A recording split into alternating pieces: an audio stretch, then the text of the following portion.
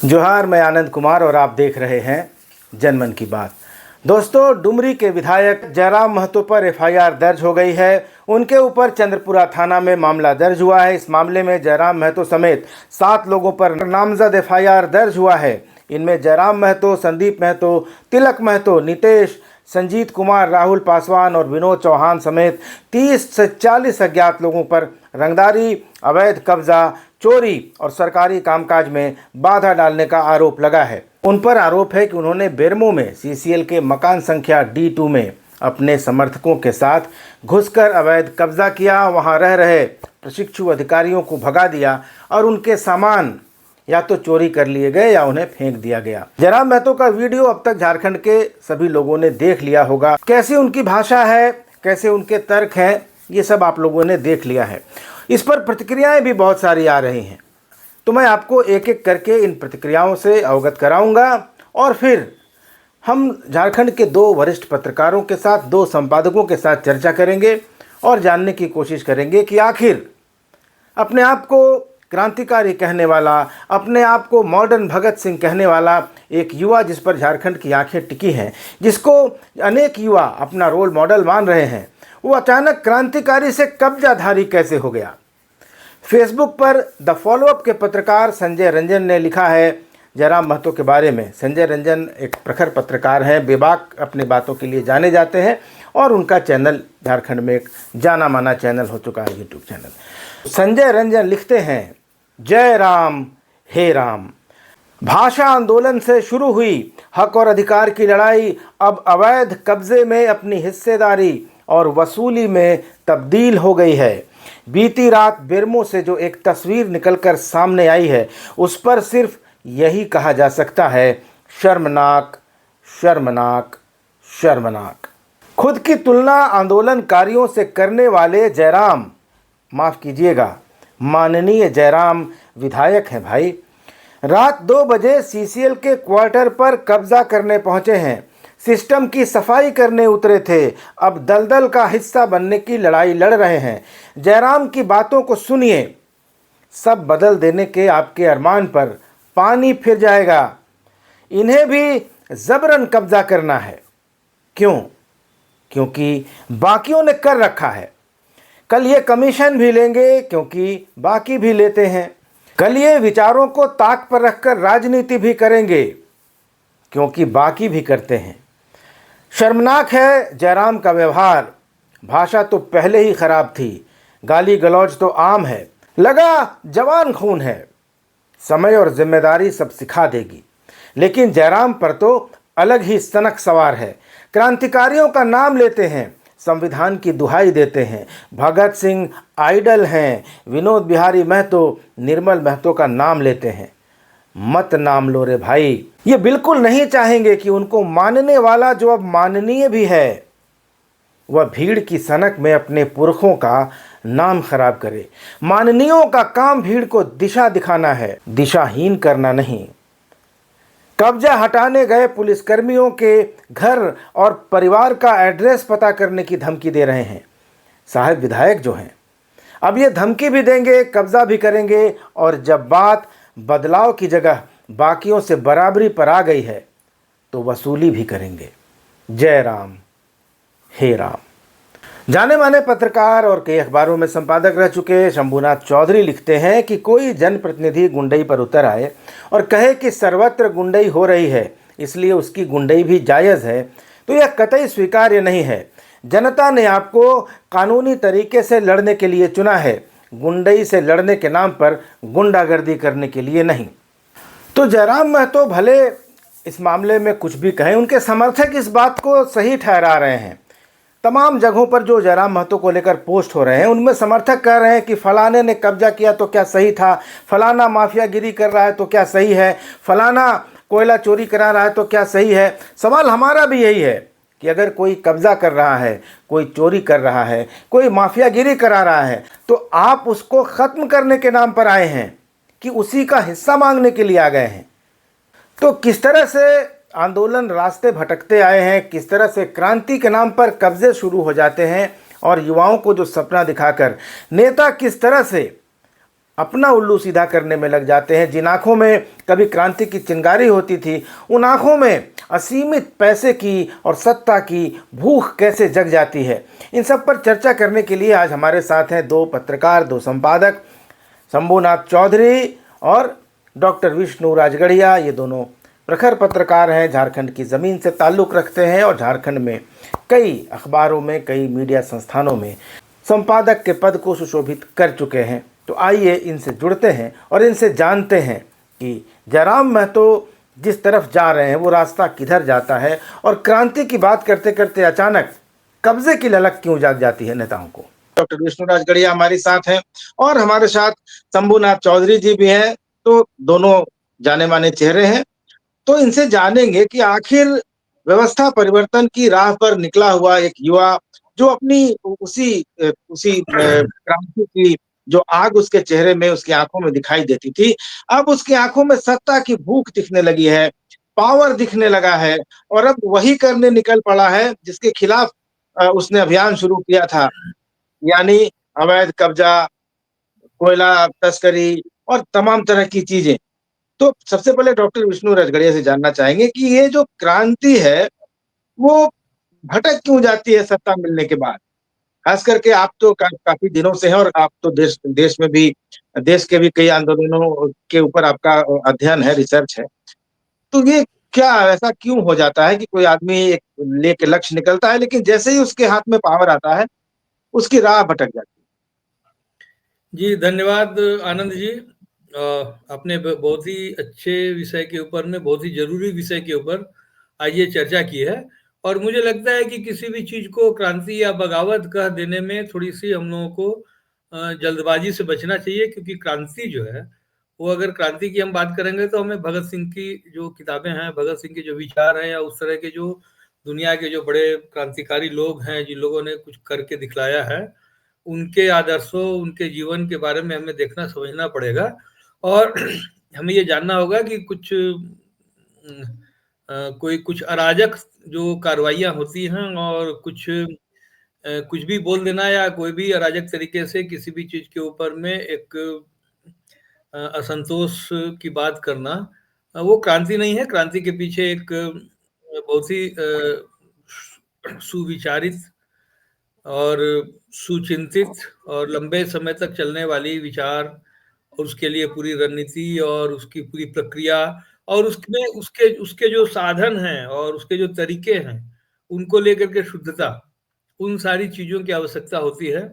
तो उन उसकी तो क्रांति की तो हम बात नहीं कर रहे, लेकिन अगर हम जो उस तरह के जो समाज के जो दलित, पिछड़े, कुचले या वंचित तबकों के बीच से उनकी प्रतिनिधि आवाज के रूप में निकलने वाले कुछ जो स्वर ऐसे होते हैं, उनका जो नेतृत्व होता है, ऐसे जो कुछ नायक होते हैं, और उनका जो असंतोष उभर करके आता है, उस रूप में अगर हम उस रूप में भी देखें, तो इसी झारखंड में पिछले कुछ 3-4 दशक के उदाहरण हम देखना चाहें, तो कॉमरेड ए.के. राय, या महेंद्र सिंह, या गुरदास चटर्जी, अरूप चटर्जी, विनोद सिंह, राजकुमार यादव, आनंद महतो, इस तरह के अनगिनत, खास करके उस तरह के जो अल्ट्रा लेफ्ट जो धारा के जो नेता रहे, और वो सब काफ़ी, उनके विचारों में भी उग्रता थी और उनके संघर्षों में भी काफ़ी उग्रता थी, लेकिन उन सब ने जो भी काम किया, जो सो जनता के हित से जुड़े हुए मजदूरों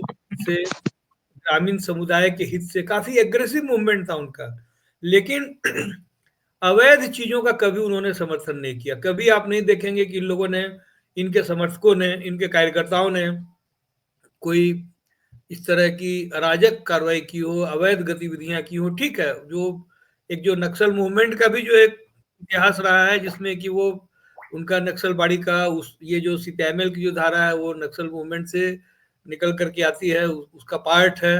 तो उसमें भी, लेकिन आप देखेंगे कि ये लोग जैसे जब विधानसभा में जाते हैं, विधानसभा में गए, लोकसभा में गए, तो इन लोगों ने जो एक सामाजिक जो आचरण है, उसको बनाए रखा।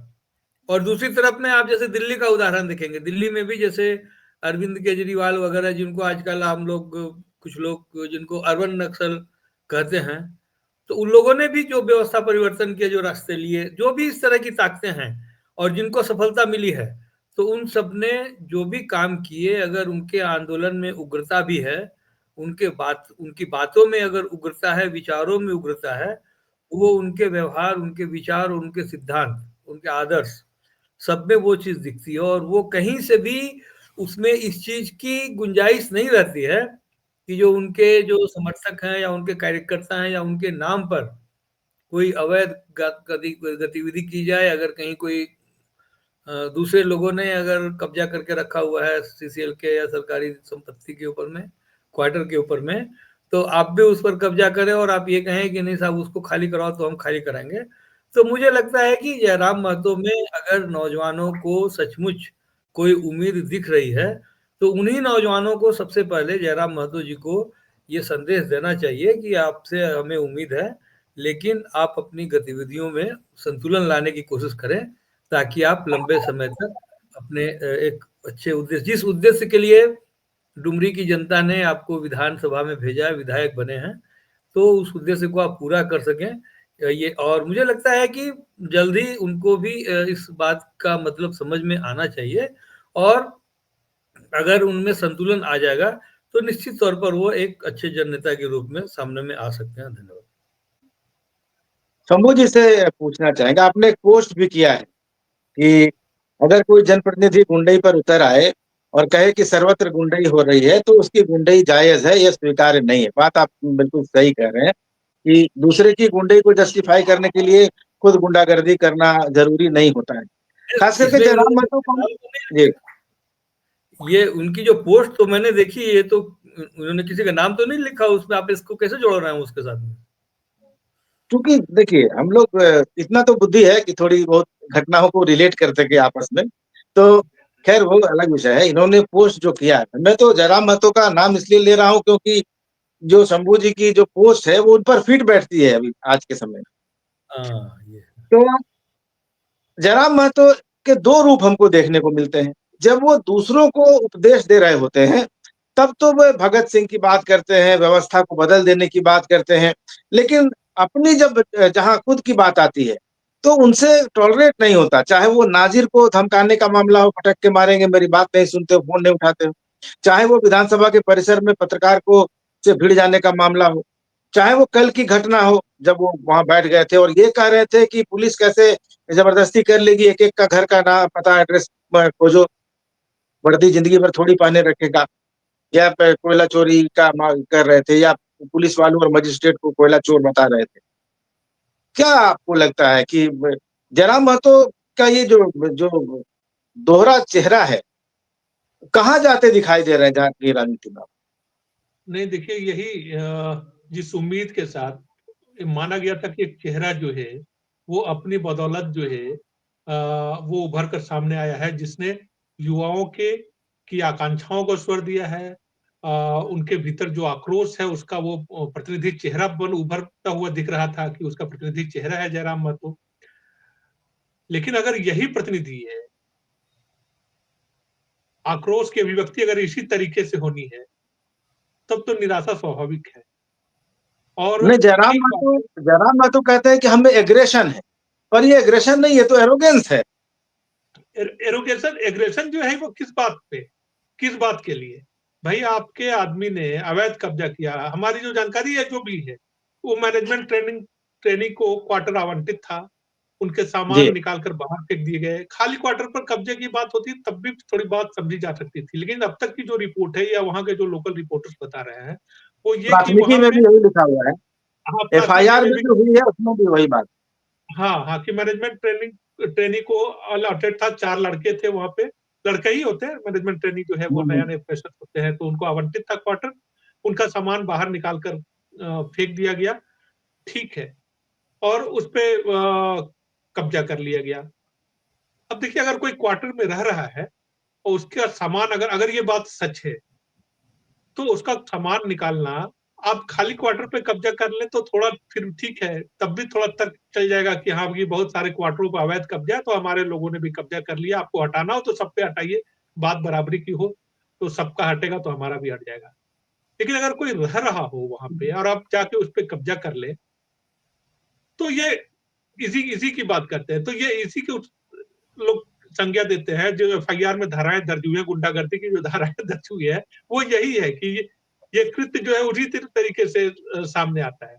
अब रही बात कि भाई आप कहना क्या चाहते हैं, जिस तरीके से आप पुलिस वालों को धमका रहे हैं, ठीक है, कोई भी आदमी हो, पुलिस कौन-सा पुलिस जो है या कौन-सा सरकारी महकमा है जहाँ काम करने वाले लोग बेदाग हैं या भ्रष्टाचार में लिप्त नहीं हैं। लेकिन सही जगह पे आप चोट कीजिए, आप बंद कराइए कि म्यूटेशन में अगर रिश्वतखोरी हो रही है, महंत सिंह वापस कराते थे रिश्वत लिया गया पैसा और बाकायदा अदालत लगाकर लोग वापस करते थे।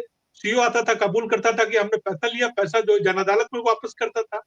इस तरीके की चीज अगर हो, आप में नैतिकता का बल इतना बड़ा हो कि आप गलत चीजों को रोक सके, तो किसको ऐतराज होगा? महंत सिंह की लोकप्रियता जो है इसी ऐसे ही नहीं थी कि हाँ, पार्टी के किसी भी पार्टी के लोग हों, हर पार्टी का लोग उनको सम्मान करता था। पूरे राज्य में यहाँ की जो उनके धूर विरोधी थे, वो भी उनका इस बात के लिए सम्मान करते थे। तो एक तरीका तो वो भी था। लेकिन आप टॉलरेट अगर किसी चीज को नहीं करना चाहते हैं और इस तरीके का इनटॉलरेंस दिखाएंगे, आप ठीक कह रहे हैं कि एरोगेंस दिखाएंगे और हर बात पे इसी बात की धमकी देना कि मैं विधायक हूँ, जेब में लेकर घूमता हूँ, विधायक को नहीं समझा है, माननीय अरे बाबा भाई, विधायक आपको जनता ने बनाया है, जनता के हित के लिए खड़ा रहिए। आपको ये बहुत सार्वजनिक हित का मामला भी नहीं। अगर बहुत सार्वजनिक हित का मामला होता आनंद जी कि कई जी। सारे लोगों ने अवैध कब्जा कर रखे हैं, उन सारे लोगों का क्वार्टर अगर खाली, हम लोगों ने देखा है ऐसा कई बार होता है कि बहुत सारे लोग हैं जिनके पास आवास नहीं है, खाली पड़े क्वार्टरों में शिफ्ट हो गए और मास लेवल पे जब अतिक्रमण इंक्रोचमेंट हटाओ अभियान चलता है तो जनप्रतिनिधि सामने आते हैं कि भाई आप अचानक से बेघर नहीं कर सकते हैं लोगों को। अगर इस तरीके का मामला होता तो हर कोई समर्थन में आता, कौन विरोध करता? वो भी अवैध कब्जा ही होता है। अतिक्रमण जो होता है, सड़कों पे जो लोग कब्जा बिल्कुल। करके बैठ जाते हैं, सरकारी क्वार्टरों में जो गरीब तबके के लोग या किसी भी तबके के लोग जो है एक साथ बहुत सारे बड़ी संख्या में रहते हैं, अगर सब और खूब कुछ चुनिंदा लोगों के खिलाफ सिर्फ कार्रवाई होती है, कुछ जो गरीब तबके के लोग हैं उनको हटाया जाता है और उनके पक्ष में जनप्रतिनिधि खड़े होते हैं, तो हर कोई उनका समर्थन करता है। यहाँ हो क्या रहा था? यहाँ जो पर्टिकुलर केस है, वो ये है कि उनकी पार्टी के लड़कों ने जाके उस क्वार्टर पे कब्जा कर लिया। कब्जा किया ठीक है, कब भाई वहां रह रहा है ना लोग, आप उसको बेदखल कैसे कर सकते हैं? एक आदमी को बेदखल करके और आप वहां पे कब्जा कर ले। अच्छा, सूचना ये भी है कि जयराम महतो ने क्वार्टर अलॉटमेंट के लिए प्रबंधन को लिखा है कि हमको एक क्वार्टर अलॉट किया जाए। मुझे लगता है कि सीसीएल के पास जितने क्वार्टर हैं हर एरिया में होते हैं, आराम थोड़ा प्रोसेस होगा, मिल ही जाएगा, ऐसा नहीं कि नहीं मिलता, मिल ही जाएगा। तो इतना बेसब्र होने की जरूरत है और इस तरीके का इससे छवि जो है, आप ठीक कह रहे हैं कि आप कोई भी बात उनके मन के प्रतिकूल कह दीजिए। आप संविधान लेकर, मैं उनकी एक तस्वीर देखता हूँ जिसमें वो भारत का संविधान लिए हुए अपनी सीने से चिपकाए हुए हैं। भाई आप क्या परिभाषित कर रहे हैं? आप एक सीने से भारत का संविधान लेकर घूम रहे हैं और दूसरी तरफ यही काम कर रहे हैं और फिर उसके बाद कह रहे हैं कि उन लोगों को चिन्हित करो, उनकी शिनाख्त कर लो कि जो लोग आज आए हैं खाली कराने, कल जब वो नौकरी में नहीं रहेंगे तब इनको बताते हैं कि कौन है जयराम गांधी। तो बताइए ये तरीका जो है, कौन आदमी इसको जायज ठहराएगा? कौन ठहराएगा बताइए? और भाई इस युवाओं के इस आक्रोश की अभिव्यक्ति देने के लिए आपको नहीं चुना गया है। यही बात हम लोग कहना चाहते हैं। हम लोग देखिए, जब कोई एक ऐसा नया चेहरा आता है, जो थके-थकाए चेहरों के बीच, तो लगता है कि एक उम्मीद की रोशनी जो है वो बन रही है हमारे बीच। और हम सारे लोग जब इस तरीके से नाउम्मीद होते हैं, तो लगता है कि भाई ये तो जो थके हुए लोग हैं उनसे भी खराब, उनसे भी बदतर स्थिति में जो है माने खराब के बद से बड़ा जो है बदतर को चुनने वाली स्थिति हो जा रही है। खैर नहीं, यही इसका यही समर्थन तो मैं भी कतई नहीं किया जा मैं सकता। सारे सोशल मीडिया पोस्ट में या जो आ रहे हैं उनमें उनके समर्थक यही कह रहे हैं कि फलाने ने 8 क्वार्टर कब्जा कर लिए, तो उनको क्यों नहीं कुछ बोलते हैं? अरे उनको ही बोलने के लिए तो आपको चुना गया है। जयराम महतो आखिर उन्हीं की आवाज बनकर तो आए हैं कि हम इनको ठीक करेंगे। फिर उसी में शामिल भी हो जा रहे हैं। आपने बिल्कुल सही कहा कि जितने भी पीएसयूज हैं, बोकारो में हो या सीसीएल के हो या बीएसएल के हो, उसमें बहुत सारे राजनीतिक लोग रहते हैं। कंपनियों के पास जितनी छटनी हो गई है, उनके पास क्वार्टर खाए उनको मेंटेन करने के लिए पैसा नहीं है, वो तो दे देते हैं। जयराम महतो तो विधायक है, उन्होंने आवेदन किया था, उनको मिल भी जाता। लेकिन हो सकता है कि उनको उस आवास पर खास नजर होगी, वो आवास किसी अच्छे लोकेशन पर होगा। नहीं तो मुझे नहीं लगता, यहाँ तो जमशेदपुर में टाटा कंपनी ने जितने विधायक हैं आसपास के, सबको क्वार्टर दे रखा है। क्वार्टर देने में तो कोई ऐतराज नहीं करता है, लेकिन वो जिद की मैं वही आवास लूँगा और लोगों को निकाल कर लूँगा, ये क्रांति जो है, और क्रांतिकारी भी उनको जनता ने नहीं बनाया, उन्होंने खुद को क्रांतिकारी बनाया है।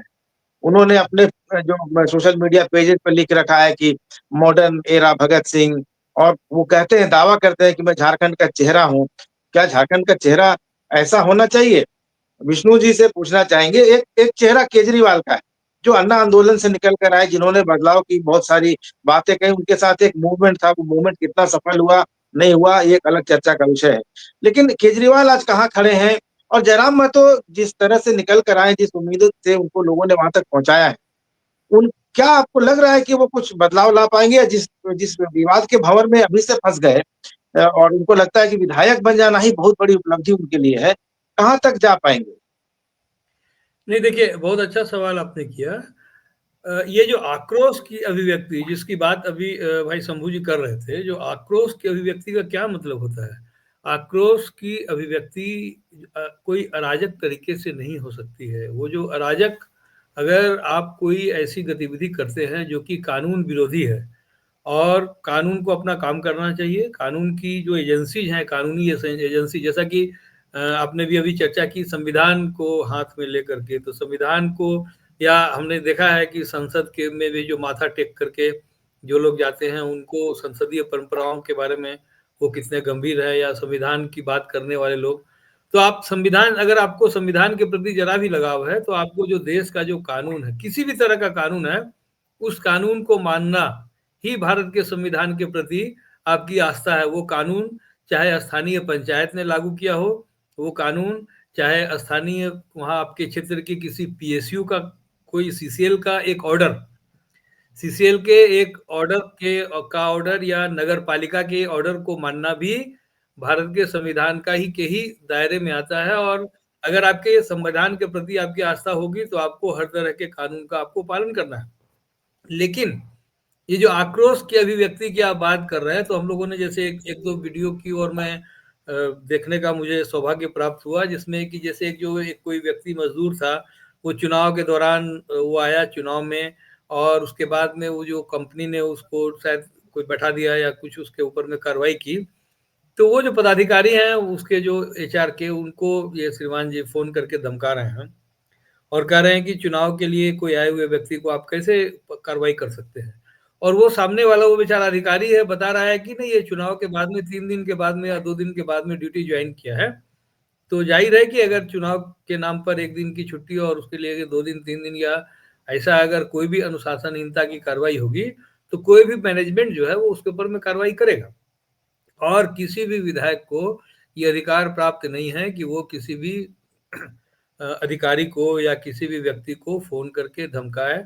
इस तरह की अगर कोई आप काम करते हैं, तो मैं आपको एक छोटा-सा एग्ज़ाम्पल देना चाहता हूँ, सवाल करना चाहता हूँ कि किसी क्षेत्र की जनता ने एक विधायक चुना है या एक सांसद चुना है, और वो सांसद या विधायक उसकी क्षमता, उसकी जो आकांक्षाएँ हैं, उस पर खरा नहीं उतरा 6 महीने के बाद, 1 साल के बाद में, क्या वहाँ के नौजवानों को या जनता को ये हक है कि वो उस विधायक को फ़ोन करके और लोग उसको भड़काना शुरू करें इसी तरह से कि विधायक जी, आपने तो कहा था कि हमारे क्षेत्र की आप सड़क ठीक करवा देंगे, हमारी सड़क क्यों नहीं ठीक हुई? नाली क्यों ठीक नहीं हुई? अगर हर दिन आपके जो क्षेत्र के जो 2 लाख लोग हैं, 5 लाख लोग हैं, वो हर आदमी अगर अपने विधायक या सांसद को इसी तरह से फ़ोन करके हड़काना शुरू करे, और जनता अगर अपने अपने आक्रोश की अभिव्यक्ति करे, तो क्या इसकी इजाज़त मिलेगी? इसकी इजाज़त नहीं मिल सकती किसी को भी।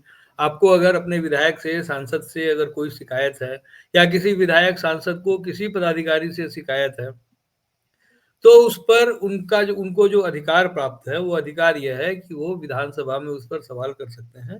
एक जनप्रतिनिधि के तौर पर वो संबंधित पदाधिकारियों को, या उनको जिनसे शिकायत है, उनको पत्र लिख करके उस समस्या की जानकारी देते हुए समाधान की माँग कर सकते हैं। किसी को धमकी देने का, चाहे वो पत्र के माध्यम से, चाहे लिखित, चाहे मौखिक, चाहे व्यक्तिगत, चाहे जा कर के, किसी भी रूप में ऐसा करना, ये सिर्फ़ शुद्ध रूप से अराजकता और अनुचित कार्रवाई की ही श्रेणी में आएगा। और मैं फिर यही कहना चाहूँगा कि अगर वास्तव में किसी व्यक्ति को झारखंड में या पूरे देश की राजनीति में कहीं भी कोई बेहतर काम करने की, अगर उनमें बदलाव की अगर कोई आकांक्षा है, कुछ करना चाहते हैं जनता के लिए, तो गंभीरता लाना सबसे पहले ज़रूरी है। और ये गंभीरता ला करके, और मैं जो लोग भी ख़ास करके इस तरह के वीडियो को वायरल करते हैं या सोशल मीडिया में जय-जयकार करते हैं, उनके जो समर्थक हैं, उनको मैं कहना चाहूँगा कि आप उनका नुकसान पहुँचा रहे हैं। आप उनको बजाय इसके इस तरह की हल्की हरकतों को आप प्रमोट करके उनको रॉबिन हुड या ये बना करके उससे बहुत ज़्यादा आगे नहीं चल पाएँगे।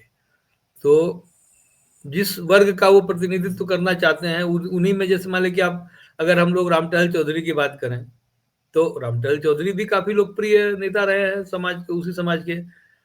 लेकिन काफ़ी गंभीर वो रहे, कभी उनको आपने उस तरह से नहीं, या सुदेश महतो इतने लोकप्रिय नेता रहे हैं, लेकिन उनकी भी जो है, उन्होंने भी अच्छे काम करके आप समाज वो का भी वो भी वो भी झारखंड आंदोलन से ही निकल कर आए हैं। झारखंड आंदोलन वही से निकल कर के आए, लेकिन लेकिन उनके भी, या इवन हम तो बात कर रहे हैं कि चाहे झारखंड, मैंने पहले जिन लोगों का, पहले तो लेफ्ट के जो नेताओं का उदाहरण दिया, और अब बाकी जी, भी, जैसे निर्मल महतो की अगर हम लोग बात करें, निर्मल महतो एक काफी पॉपुलर लीडर रहे झारखंड में, लेकिन जी। शैलेंद्र महतो, उन लोगों का ही अगर हम बात करें, तो इन लोगों ने कभी उस तरह से कि कोई कानून को हाथ में ले करके या अराजकता फैला करके अपनी लोकप्रियता हासिल की हो, ऐसा नहीं है।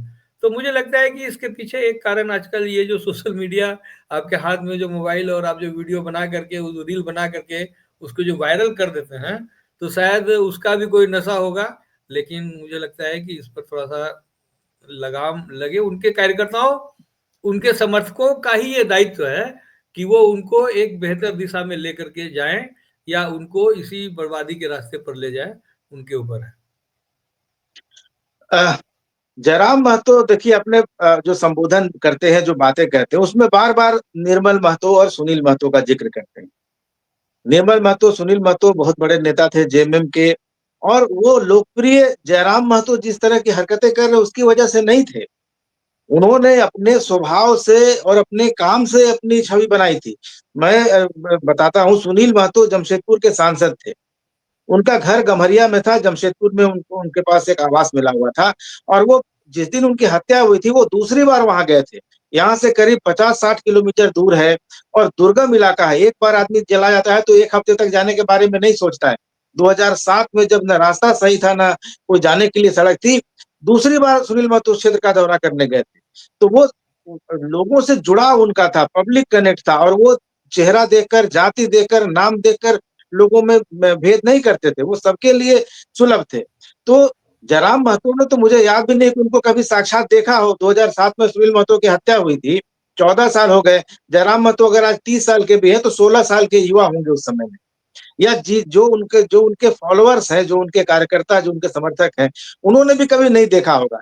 तो किसी का नाम लेकर बरगला देना, और उनकी हत्या माफियाओं ने कर दी, सामंतों ने कर दी। अरे वो उन्होंने उनकी हत्या किसने की, ये पब्लिक डोमेन में है, नक्सलियों ने उनकी हत्या की, और इसीलिए हत्या की कि वो लोकप्रिय नेता थे।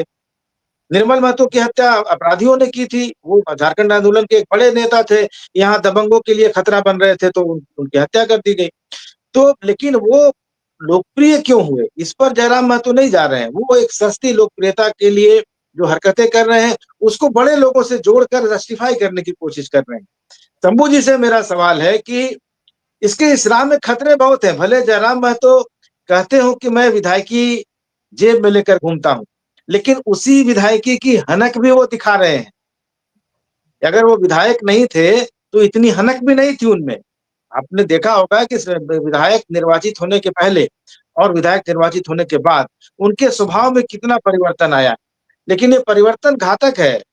जिस तरह से चुनाव जीतने के महीने भर बाद उन पर पहला मुकदमा दर्ज हो गया, और संगीन धाराओं में मुकदमा दर्ज हुआ है। सरकारी काम में बाधा डालने का आरोप, बिल्कुल गैर जमानती है और सजा हो जाती है। जेएमएम के जो सिल्ली से अभी विधायक चुने गए अमित महतो के केस में हमने देखा है, उनको सजा हो गई थी, उनको सदस्यता उनकी गंवानी पड़ी थी, बाद में सजा कम हुई है तो चुनाव लड़ के जीते हैं। जयराम महतो शुरुआत में ही ये खतरा मोल ले रहे हैं। तो और दूसरा, उनसे अपेक्षा इस बात को लेकर है कि वे अगर आम नेता होते, तो कोई अपेक्षा नहीं होती, कोई बहस नहीं होती।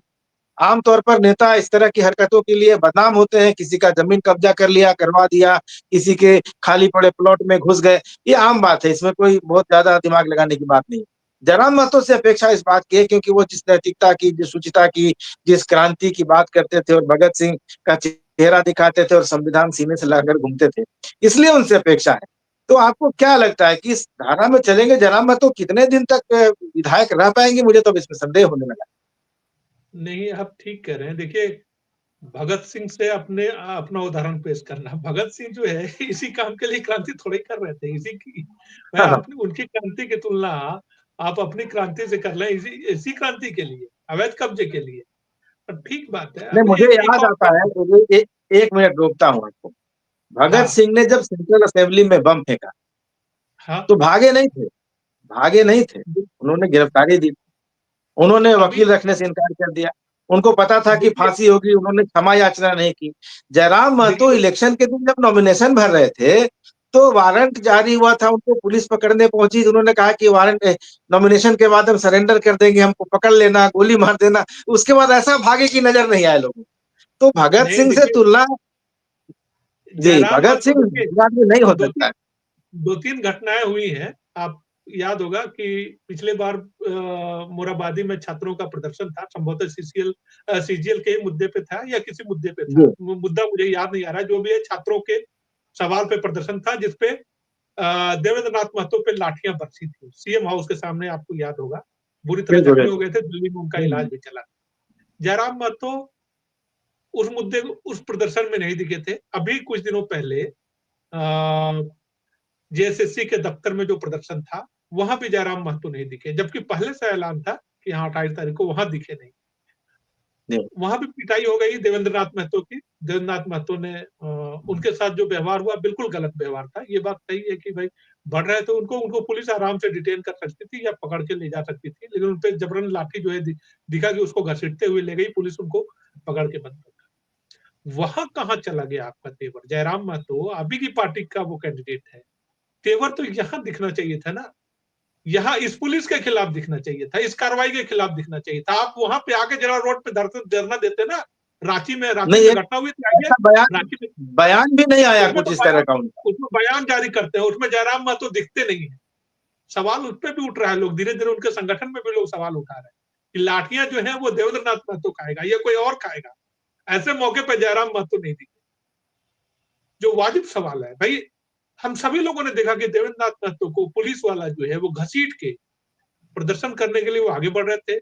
एक पुलिस अधिकारी है जो उनका कॉलर पकड़ के उनको घसीटता हुआ ले जाकर गाड़ी में बिठा देता है। उस व्यक्ति ने अभी चुनाव लड़ा है, उसको भी 1.5 लाख रुपए वोट आए थे लोकसभा चुनाव में, 1.5 लाख के आसपास। अभी विधानसभा चुनाव में भी ठीक ठाक वोट आया है, जाना पहचाना चेहरा है। ठीक है, तौर तरीका जो भी हो सकता है, पुलिस का जो तरीका था वहां नाजायज था। तो जयराम महतो का आक्रोश जहां यहाँ दिखना चाहिए था वो तो नहीं दिखा। नहीं, वहां पे बात आप सिर्फ और सिर्फ भाई पहले से अगर प्रदर्शन का ऐलान था तो जयराम महतो कौन से जरूरी काम में बिजी थे? उन्होंने कहा, जब उनसे सवाल पूछा था विधानसभा के बाहर पत्रकारों ने कि हजारीबाग में सीजीएल की परीक्षा रद्द करने की मांग को लेकर लोग आंदोलन कर रहे थे, आप तो वहां नहीं गए। तो उन्होंने कहा नहीं, अभी सेशन चल रहा है, मैं सेशन खत्म होगा बस तुरंत जाऊंगा। और मैं जयराम महतो हर जगह थोड़ी उपस्थित रह सकता है हर जगह पे, लेकिन सवाल जायज है। इस बार जो प्रदर्शन था वो तो पहले से घोषित था, पूर्व घोषित कार्यक्रम था। जयराम महतो कहाँ थे? जवाब देना चाहिए ना। जिस जिस मुद्दे की बिल्कुल। लड़ाई लड़के आपने समर्थन हासिल किया, जिसकी बदौलत, जिन छात्रों की बदौलत, जो जिनके मुद्दे उठाकर आप पहुंचे, उस मुद्दे की लड़ाई फ्रंट पे लड़ता हुआ, सड़क पे लड़ता हुआ कौन दिख रहा है? जयराम महतो नहीं दिख रहा है आज की तारीख में। और उसी का एक ऑडियो जो है वो जयराम महतो ने खुद से अपने सोशल मीडिया पे पोस्ट किया था, जिसमें वो रांची के एसएसपी से बात कर रहे हैं। वहां आप उनका स्वर देखेंगे तो आपको लगेगा कि जैसे बिल्कुल एकदम कातर स्वर में, एसपी महोदय छोड़ दिया जाए, ऐसे कर लिया जाए, आप हमसे बहुत बड़े हैं, तमाम तरीके की चीजें।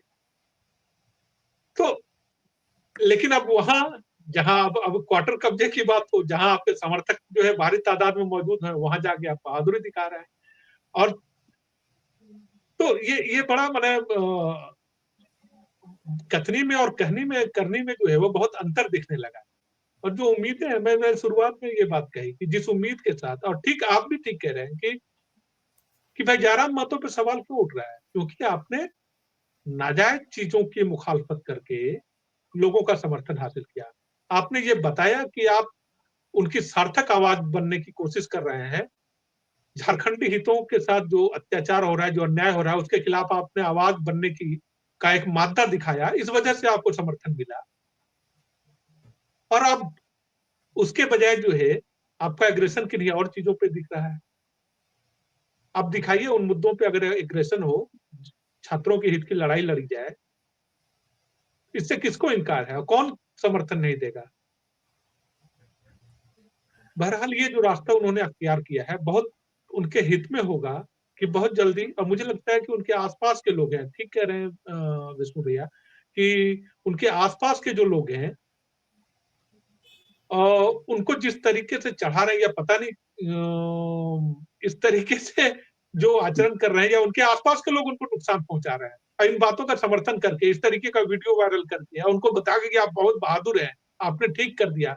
एक कुंठा हो सकती है, पुलिस वाले को कोई नहीं बोलता है, तो एक आदमी को लगता है कि अरे एक पुलिस वाले के साथ उसने इस भाषा में बात की, तो एक कुंठा जो है वो शांत होती है, तो लगता है कि अच्छा नहीं ठीक है कि ये यही आदमी है जो हमारी बात, लेकिन उसको आप नहीं, दूसरे लेकिन तरीके से मेरी एड्रेस कर सकते हैं। मेरी चिंता ये है कि उस वीडियो में वो ये भी कह रहे हैं कि आप 3-4 बच्चे पैदा कीजिए और 1-2 हाँ, बच्चों को बदला लेने के लिए ट्रेन कीजिए, वो डीसी से बदला लेना हो, एसपी से बदला लेना। अब बताइए कि कोई नेता अपने समर्थकों को ये कहे कि 4 बच्चे पैदा करो और 2 बच्चा डीसी, एसपी से बदला लेगा। अरे बदला लेना है तो भाई व्यवस्था से बदला लो, व्यवस्था को सुधारो। किसी अफ़सर को टारगेट करके और उससे बदला लेने के लिए जो बात कर रहे हैं, ये एक गंभीर सवाल है कि आप, ये क्रांति नहीं, ये तो अपराध को बढ़ावा देने की बात आप कर रहे हैं। कोई भी आप व्यक्ति जेपीएससी परीक्षा नहीं हो रही है उसके लिए आप लड़ रहे हैं, डीसी बनाने के लिए। भाई जेपीएससी परीक्षा हाँ, पास करके क्या बनेगा? अफसर ही तो बनेगा। हाँ, नहीं तो उसी के खिलाफ ना, जेपीएससी परीक्षा के लिए आप लड़ रहे हैं एक तरफ, और दूसरी तरफ कर रहे हैं कि ऐसे डीसी से बदला लो, ऐसे अफसरों से बदला लो। अरे भाई बात तो नहीं तो ये एक तो बात होनी चाहिए ना, जेपीएससी परीक्षा पास करके क्या बनेगा? वो अफसर ही बनेगा, हाँ, झारखंड का लड़का अफसर ही बनेगा ना। आप उसी नहीं के तो खिलाफ उकसा रहे हैं। ये तो लड़ने झगड़ने के लिए 1-2 एक्स्ट्रा बच्चा पैदा करने की प्रेरणा तो बहुत सारे लोग दे रहे हैं, और मुझे हाँ, लगता है कि उन्हीं कि 3-4-5 बच्चे हाँ, पैदा करें ताकि, तो लेकिन वो वो जो से दूर प्रेरणा नहीं दे रहे जाए। हैं, वो तो एक खास समुदाय से लड़ने के लिए दे रहे हैं। ये तो डीसी, एसपी और सिपाही और दरोगा से लड़ने के लिए, बदला लेने के लिए, ये तो बिल्कुल गब्बर सिंह का लग रहा है कि दूसरा संस्करण पैदा किया है, जो ठाकुर से बदला लेने के लिए फौज तैयार कर रहा है। बताइए। ये तो कुल प्रेरणा मिला का ये के स्रोत। बात यही है आनंद जी कि गंभीरता जो है वो, इस बात की अपेक्षा हम सारे लोग करते हैं कि अब भी वो गंभीर हो जाए तो एक अच्छे जनप्रतिनिधि साबित हो सकते हैं। उनसे बहुत सारे लोगों की उम्मीदें बनी हुई हैं, और मुझे लगता है कि कम से कम अब जब खासतौर पे वो विधानसभा में पहुंच गए हैं, तो बात करने का, भाषा पे नियंत्रण का, बॉडी लैंग्वेज का, उसका बहुत ध्यान रखने की जरूरत होती है। नहीं, ये जो पूरी जिम्मेवारी है ना, ये उनके समर्थकों के ऊपर में है।